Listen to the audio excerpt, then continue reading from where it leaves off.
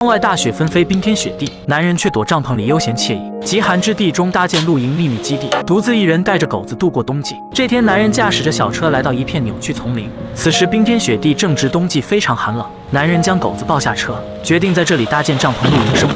他把帐篷从车内取出，铺设在眼前这片开阔的空地，接入电动的充气泵后，很快就将帐篷支棱了起来。四周利用小锤锤敲打的钉，就能将帐篷整体牢牢固定，营地也变得稳如老狗。而在附近不远处就有溪水河流缓缓流淌，可以方便男人取用干净的泉水。随后，男人来到帐篷内，他将连接处的帐篷布料打开，并将四周的窗户门帘卷起，透进些自然光照，温暖的阳光洒进帐篷内，拥有了很不错的采光性能。紧接着，他在室内铺设上柔软舒适的毛毯，可以方便自己赤脚在内部行走，也是相当暖和，丝毫感受不到室外的寒冷。帐篷的角落就安排上弹性十足的床垫，打入空气后铺上毛毯，就成了一张舒适的卧铺。就连狗子来了这里也是非常喜欢，直接在床上开始打滚。加上一个大枕头、小枕头，就是男人和狗子舒服的客厅。好在这时的阳光不错，也让男人的搭建顺利不少。他将折叠的露营桌椅摆放好，放上气罐和灶台，方便随时做点吃的。一间移动的厨房就此很快完成了搭建。由于这里的室外温度低达零下10几度，为了在这里生存，男人就取出壁炉组装，接入长的排烟管道，方便将室内的黑烟排出。底部可以存放上野外收集而来的柴火，可以直接放入壁炉中点火取暖。完成帐篷营地的初步搭建后，男人就点亮一台投影仪，往壁炉中加入充足的柴火，擦亮火柴。他将壁炉点燃，并把营地内的灯光点亮，准备开始享受舒服的露营生活。借助壁炉上方的余温，男人烘烤一些开口板栗。等待的时候，男人拿着水壶来到附近的冰川河流中取来一些干净的山泉水，刚好一起放在壁炉上加热，等待片刻就能获得干净的开水。厨房内的灶台上就利用蒸架加热南瓜，刚好给狗子今天也来个加餐。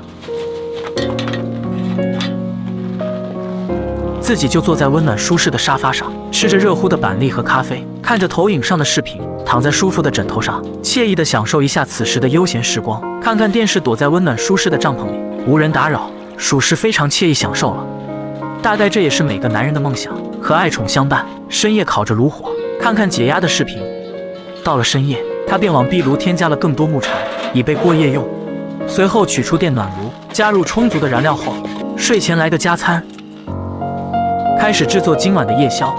他在锅中加入焯水后的牛肉，倒入酱汁和泉水，等待片刻后，浓郁的汤汁扑面而来，加入些洋葱和菌菇，再整点香甜软糯的年糕，配上小饮料。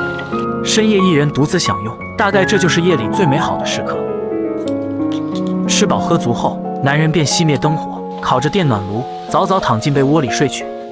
第二天一早起来，远处的山峦依旧非常清晰，今天的天气也是相当不错，不过也是一如既往的寒冷。于是男人从壁炉下方取出柴火，放入炉内，随着壁炉的点燃，顶部的炊烟袅袅升起，帐篷内也变得温暖舒适起来。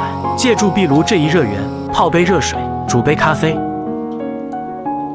一早，男人便躲在温暖的被窝里，抱着狗子喝着热咖啡。这样的清晨属实非常舒服了。吃完早餐后，男人便抱着狗子出门溜达，看看附近的绝美雪景，阳光也是相当明媚，非常舒服惬意。在完成遛狗的工作后，就为狗子添加了一些粮食，当做今天的早餐。自己则准备了一些牛肉，加入菌菇牛骨汤，整些软糯的年糕，搭配上葱花，浓郁的汤汁也是相当美味了。吃饱喝足后，男人为了继续深入雪地森林，踏上露营之旅，他便开始清理，将帐篷的装备重新放回车内，简单清理掉内部的灰尘后，便驾驶着小车离开这片雪地，继续踏上他的露营之旅。